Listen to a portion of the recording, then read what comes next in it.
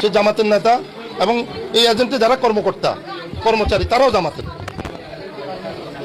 নিরীহ মানুষদের বিদেশে কষ্ট করে টাকা উপার্জন করেছে, গ্রামে কষ্ট করে টাকা উপার্জন করেছে। তাদের আমি একজন এখানে দেখেছি একজন প্রতিবন্ধী লোক, তারও 4 লাখ টাকা আছে, প্রতিবন্ধী, তারও 4 লাখ টাকা। মা বোনদের অনেকের স্বামী বিদেশ থাকে, টাকা পাঠাইছে, এই এজেন্টে জমা দিয়েছে। সমস্ত ভুয়া মিথ্যা কাগজপত্র দিয়ে তারা টাকাটা আত্মসাৎ করে ফেলেছে। এখানে অনেকে আমাকে বলেছে, দুঃখ করে একজন বলছে যে প্রতিটা ইউনিয়নে জামাত এত গরু কোথা থেকে দিচ্ছে।